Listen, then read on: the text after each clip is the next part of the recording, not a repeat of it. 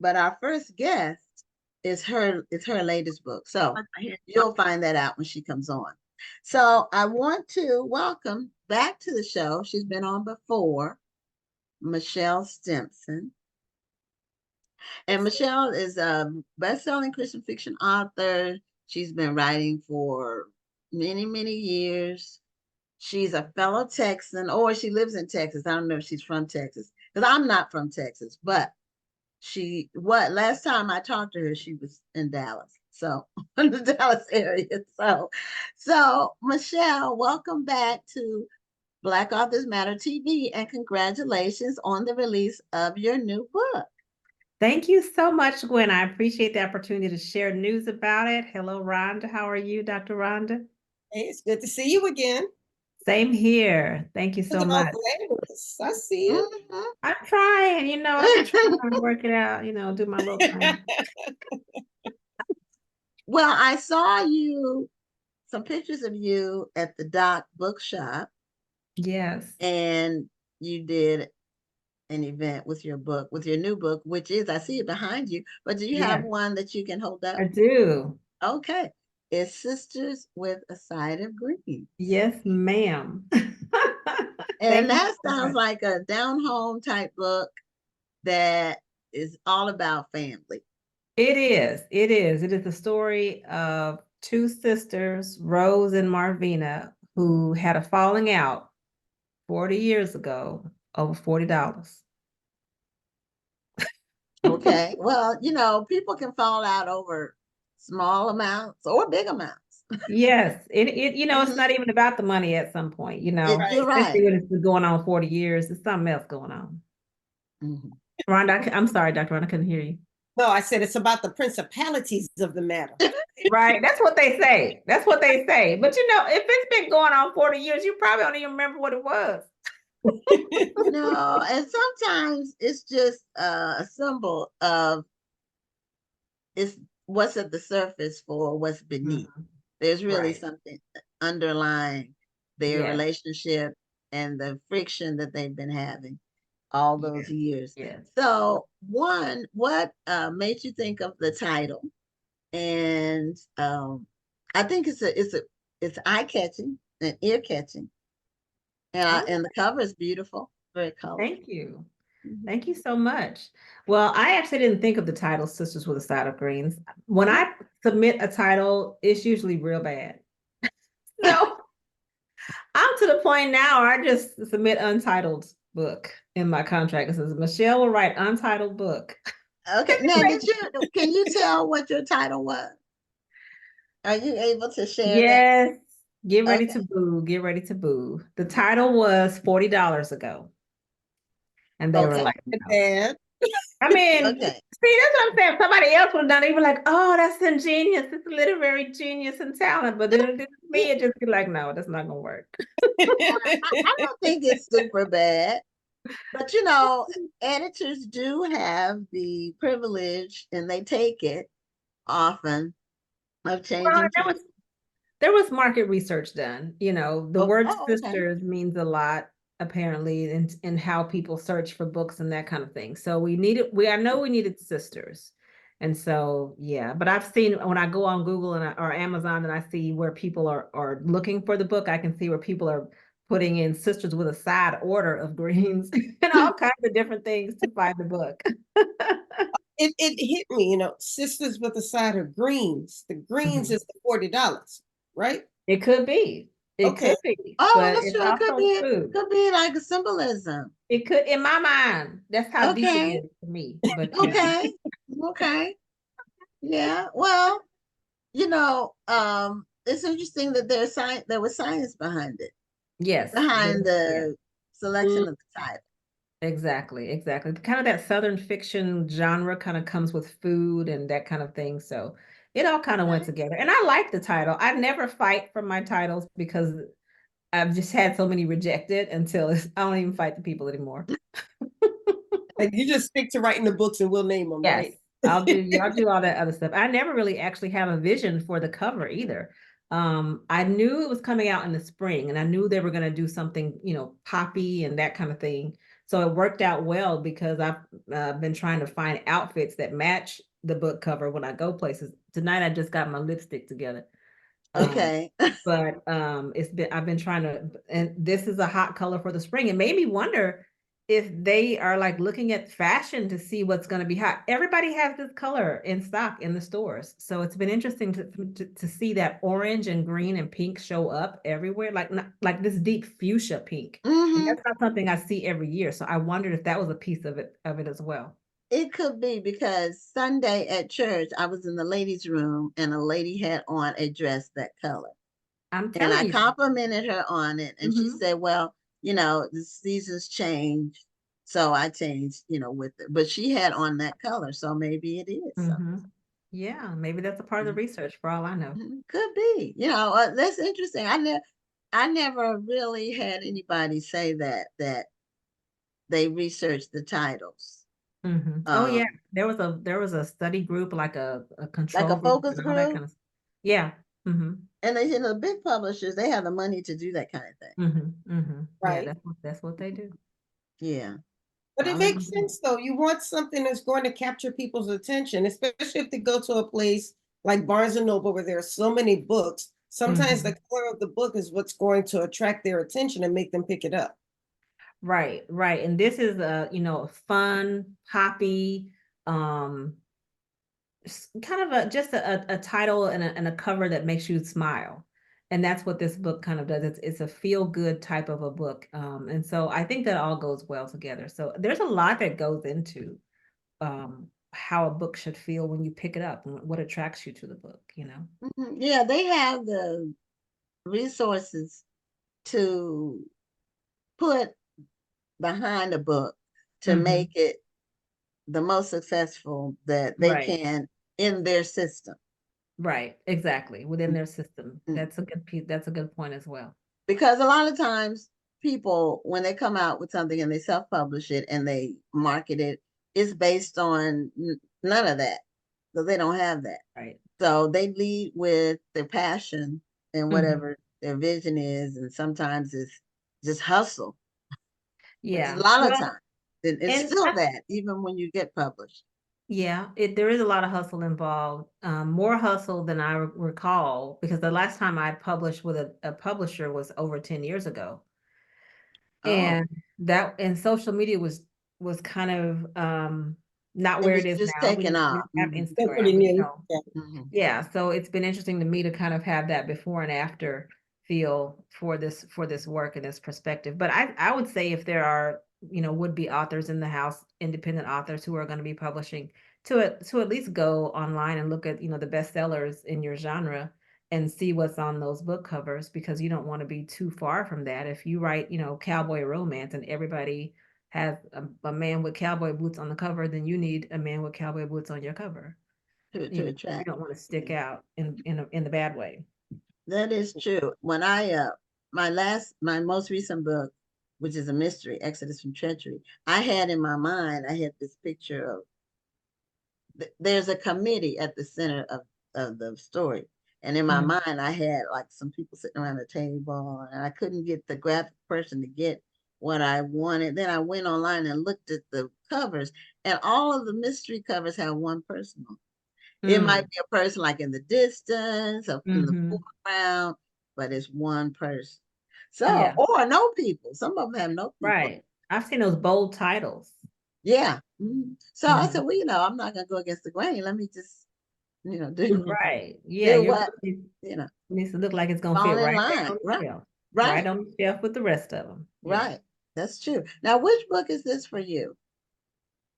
I'm gonna say early 60s, 60 something. I need to sit down and write down all my titles. I mean, I have this growing list, but I don't be going back to it that often. But this is 60 something. How about When you that? have so many books, you just lose count, right? Right. I have an aunt who had 13 kids, and I think she ran out of names. She just started naming them by whatever month they was born in. They had an April, they had a May. That's where I am. I don't even give them titles anymore. Just have them. Well, yeah, I can see that. I can see how that would It's be been a blessing though. It's been good. yeah. And now I don't know. I think it was your first book, but Was Boaz Brown your first book? It was, and it came out 20 years ago. Yeah, and I met you when that book was out. Yes, you're one of my very, 20. very first book. I think you might have been my first, maybe my first or second. It was me, Victoria Christopher Murray, and Sharon Ewell Foster came to your store. Mm-hmm. Yeah. And so it took 20 years to get to 60. That's pretty darn good. That is good. Thank you. What you're averaging what, 3 books a year? On average, I would say in those when Kindle first came out, and a lot of my titles are novellas, so they're not as long as the novels, right? Okay. But I think I was trying to put one out every other month at one point because that's just how fast people were consuming those Kindle books when they first came out. Right. Well, if you are able to come up with that many stories, that's great. It's And been it was a amazing. series. Was it the Mama Bee? Was it? Yes, Mama B has 10 books in her series. Okay. My books I've co-authored with other people. So it's been neat to, I mean, I've written a lot of books. I just want to give credit where it's due. There's also been people who have been co-authored with me as well. So it's been an interesting ride through indie, through traditional, through now hybrid, where I have some things I do myself and then some things I'm doing with publishers. So it's interesting to watch the industry evolve in so many different ways. It has, because if I'm not mistaken, the traditional publishers used not let you do indie publishing when you signed with them, and then they became a little more flexible. Right. I think they don't. I think the market just made that happen. But even still, like with the publisher that I have now, we're looking at, a certain window of time that's allotted for me to promote their works, the books that I publish with them. But it's neat because even when that book comes out with the major publisher, then I see the sales uptick for my indie books because people read this book and they go, "This is really great. What else has this author done?" And they want to see more stuff. So, it's got to be a win-win. I was never anti-publisher, but I was always anti-bad deals for authors. And I want to have the flexibility and to be able to look out for, be able to say in their contracts, this is my full-length novel of this genre with this publisher, but I'm free to do novellas in this other genre myself if I want to. Okay, so you don't do exclusively Christian freedom, though. I'm sorry, y'all both talking. Yeah. So I was saying that gives you freedom because now you're able to write in other genres if you want. If you want to. And I know that there are people writing other genres under different pen names if they want to as well. So people are just doing all kinds of stuff. But it's interesting. I wanted an agent who recognized that when they talk to my publisher on my behalf, this needs to be a part of that conversation. Right. Yeah. So you're not exclusively Christian fiction. No, this actually is women's fiction. But the funny thing about it is I am a believer, and who I am always comes out in my work. And so most of the reviews are awesome, but the ones that have been a little on the fence are like, there was a sermon in here. Like, people go to church. I mean, would you have said that if there was a football game in there? But you're never going to win because then you'll also have your Christian readers who will say, "Oh, this is too secular." They went to a football game because there are some people who believe shouldn't be going to watch football. Right. Somebody got a glass of wine. So you'll never win and make everybody totally happy. And that's art. This is art. This is part of it. I remember Mama B in her second book, before she was married, she was dating somebody and she kissed somebody. And somebody wrote this terrible review because Mama B kissed a man before she got married. So you just never know. Yeah, you can't satisfy every reader. It's just not possible. And sometimes, well, for me, I write what I think, what I know I want to say in whatever the book is and what I want to convey in the book. But sometimes those reviews, I know I had one like 2-star review for my book, The Genesis Files, because the character used the N-word in the book, which was 3/4 of the way through the book, and the character was a racist. He wasn't about race. So it was in character for the person, But Yeah. if they got all the way 3/4 of the book and then one word offended them, I said, well, We don't all know right. what to do with At at that least point. hopefully you read it on the Kindle Unlimited where I got credit for those pages with you turned. We'll take that. We will take that. And I think that's one thing with Sisters with a Side of Greens. I had to really think about, because I'm with a publisher at this point. So, there are different points that they want to hit and different things. And I don't think that those are necessarily bad things. But I think when you're writing with the market in mind even more, there's this fine line between what you want to say and what people need to hear. Those are not necessarily the same thing. And so I keep that in mind. But even if you're indie published, there's you just don't have the middle person, but you still have the reader, right? Mm-hmm. Who expects certain things. So if you're writing in a certain genre, there are just mores that you want to follow, because if you're writing romance, they have to be together by the end of the book. Yeah, it has to have a happy ending. It has to have a happily yes. ever after ending in Yes. romance. And I always wonder if, because I don't read romance except for I read Beverly Jenkins, and that's because hers are historical. So I like the historical version. But I just wonder how many of those happily ever afters can you absorb, and it's not isn't it's enough. Like, okay, this is it. But it's not just for me. It's not the genre for me. That's why. Yeah, I understand. I mean, I go through different phases where But they sell a ton of books. Yes, people and it's love a ton that come out like constantly. It's a dedicated audience. That's why. It is. It's a market that's there and that's can consume books at a rapid rate. So that hardcore romance is coming back like a vengeance, right? So you've got Kennedy Ryan, you've got Colleen Hoover, all these authors who are bringing romance back, like swooning romance. So it's interesting to see that in the industry, that's pendulum swing. And with the younger writer, in Kennedy Ryan, I don't know Colleen.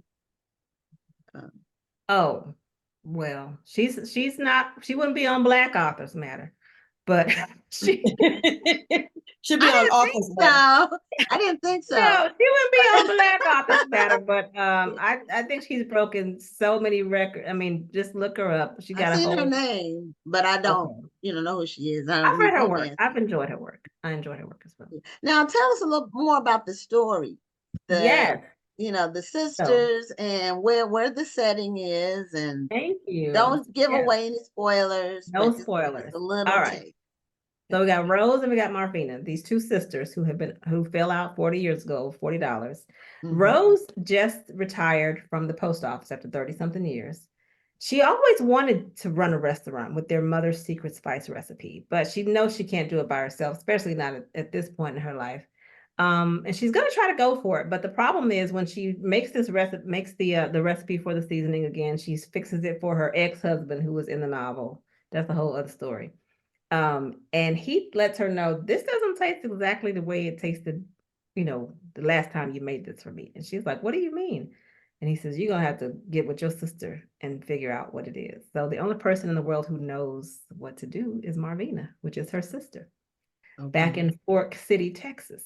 So she makes the trip back. Now, Marvina is in a different place. Marvina is a little bit younger, a couple of years younger. Marvina has been using this seasoning recipe for decades, and she's been teaching the young people at her church how to cook with this seasoning.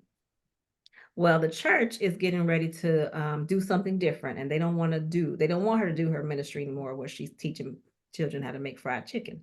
But they don't recognize it's not just about the fried chicken. It's about the generational connection, and cooking brings people together and that kind of thing. But they want to join this other group and do this other new thing.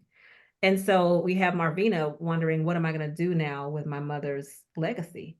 So they both have this idea of what they want, but they don't really get along. And they really have different ideas for what this should look like, honoring their mother's recipe. And mother's gone. That's part of the issue in this book is, how do you and your siblings reconnect or connect differently after a parent leaves, after a parent dies? Because sometimes mama is the one who's the peacemaker. Mama might have been the one who was managing y'all's relationship. And when she's gone, what do y'all do? without And that that's piece. real life. That's That real is life. real life. Right. When Big Mama's gone, you know, Christmas isn't the same. How do y'all make new traditions and how do you know all of those kinds of things? So it's family, it's food, it's forgiveness, it's reconnection, and it's real because these two sisters have a very different understanding of who Mama was. They experienced her differently. I was just talking to somebody yesterday, and there's like 12 years between the oldest child and the youngest child, and they have very different experiences of who their parents were. Mm. So it's interesting, like to think through all of that family dynamic in this book as well. Well, you are a really, really, really good Don't writer. So thank Tony you. Benita said, "Don't give it away. She hasn't finished it yet." Okay, I'm not gonna give it away. I'm not gonna say another word about the whole plot, but I hope she's enjoying it. And you know, it hit home for me because my mother passed away 5 years ago, and that same year my grandmother passed away. And so everything kind of changed between me and my brothers. We had different ideas of what should have happened in the end. We should, you know, should you have been here? Should I have been there? You know, and all those kinds of things we had to kind of work through after mother passed away and to really redefine our relationship without kind of this common thing. I mean, we had our own relationship, but I think my mother had different relationship with my brother than she did with me. And so not that one was good or bad, but we just have to get to know each other again, kind of without that common element. And that's that I wasn't expecting that to happen. But yeah, mother's passing because my mother passed 22 years ago. 22 years ago next month. And it does affect dynamics. Sometimes it can bring you together, and sometimes, you know, it just changes. Things change. Yeah. Yeah. Yeah. So it's good to write about real things with fictional people. I love it. I love it. I absolutely love it. Yeah. So You now had an interesting promo or kind of a lead up to the launch of your book where you were giving away seasonings or people could order seasonings. Yes, I did. Tony Benita already said the seasoning is good, so I'm guessing it. I wish I had one up here. They're on the side. I'm gonna have to go over there and get it and come back. But yes, I decided that I wanted to do some type of a pre-order promo that was, you know, a lot of fun and people really, I know people love food. I know that. If I don't know nothing else, people love food. And so I was going to different places and I was kind of taking little videos of me going places looking for seasoning. And one of my readers reached out and said, my husband, you know, he and I run a barbecue joint and we would love to partner with you to make this. And so I was like, okay. Wow. So I, you know, said, you know, they told them what pages, you know, the recipe was on and everything. And well, I didn't have the recipe, but the spices that they were using were on. And they formulated a recipe for a really a seasoning that could go on just about anything. And so I was like, I want it to be good for fried chicken. I want it to be good for eggs. I want it to be good. I've been in restaurants. I was at a restaurant the other day and they had like a broccoli soup and it was like it wasn't Higgins. So I just pulled that thing out of my purse and start freaking. It can go on just about anything. And people loved it. And so the people who ordered from Riches and Reading, I partnered with a Black-owned independent bookstore. They got the seasoning and they got the book. Now people are now texting me and calling me, I need the seasoning. I ordered the audio book from Amazon. No, you ain't never got no audio book and got no special nothing. You know that audio book don't work like that. But I don't know if they just, you know, there might have been a misunderstanding for all I know. But the seasoning is available online through that restaurant. So I will have to give y'all the link. I'll put the link in the chat. So is the restaurant in the Dallas area or where are they located? No, it is actually in St. Petersburg, Florida. So they just read your book. Out. Yeah, well, they are readers. The lady, Adrian Hill, the restaurant is hilltopgrill.net. That's their website. And Adrian is the wife, and she's just been reading Mama B and all my other books for years. And she just reached out, and I was like, yeah, thank the Lord. Because I don't know how to make no seasoning. And that gives you know, creates some buzz. It definitely did. It is. People who are loving it are loving it. And people have run out of seasoning and they need some more seasoning. So That's it's been really good. That wonderful. winds And I up was, being a great promotion Mhm. for you and that business. it Yeah. really has been good. And Riches in Reading as well. So 3 businesses got that push. I thought I was going to be able to do a whole bunch of stuff in my kitchen and you know, cook and that, but then my kitchen got flooded out in October. So that took Mm. about 6 months to get with the program. So we That's had to good. kind of play around with that, but we worked it out. God is good. My kitchen is fixed. It's all Thank God good. for that. Yeah. So Well, now we as I'm writing my next book, I'm like, what am I going to put in there? I think about that in the marketing piece now. What am I going to write into the plot that can be part of the pre-order? that makes a lot of sense, though. Mm-hmm. Yeah. Something that's going to kind of be the symbol of that book. Mm-hmm. Mm-hmm. Yeah. Right. And people are doing the gift boxes now, the promo boxes for before or as books are released too. Mm-hmm. That's become a new marketing tool. Yeah. So Yeah. there's all kinds of things people can Yeah. do. Lots of chances to partner as well. Yeah. We only have a couple of minutes left, Mhm. unfortunately. But remind us where we can find your books. Is the seasoning promo still going on? Can No, people still get up? Nope, you're too late. No more seasoning for you. they can get the promo of getting the book with the seasoning is not currently going on at this time. However, they can, I'll put the link to the order the seasoning in the chat for the when I'm going to go on live and just when as soon as I get off of here. And then Okay. also if you go to my website michellestimpson.com and join my email list, when I send out the book club kit, you'll see the link will be in there as well as some other activities, like there's a book club bingo that you could print off with your team if you want to. Y'all could do a Are You Team Rose or Are You Team Marvina contest while you're in the book club. So lots of That's fun stuff cool. coming. Okay, that's neat. And somebody said, Shaniqua said, it's called a funnel. That's great for promotion. Something about the mixture of doing Yeah, the way boxes or doing the way they buy one thing, and then if they buy get the one something, thing, they yeah. get to buy something for a Right. little That's bit upsell. more, and then you're adding them to the email list, so it all goes together. It's just one big funnel. Yeah, I didn't know what it was called. I just knew it was marketing. I didn't know it had a specific name. Well, Michelle, thanks so much for being a guest on Black Authors Matter TV once Thank you again. so much. And when your next book, you said you're working on the next one. Yes. When it's before it's released, let us know and let us Okay. know the release date so we can get your book back on the show again. All right, I will. I don't have a title, as you know, but Okay. I'll let you Don't worry, know. editor's gonna help you with that. Right. Bye, y'all. Thank you again. All right. Thank You're you. welcome. Have a Take great day. care. Bye-bye. You too. Bye-bye.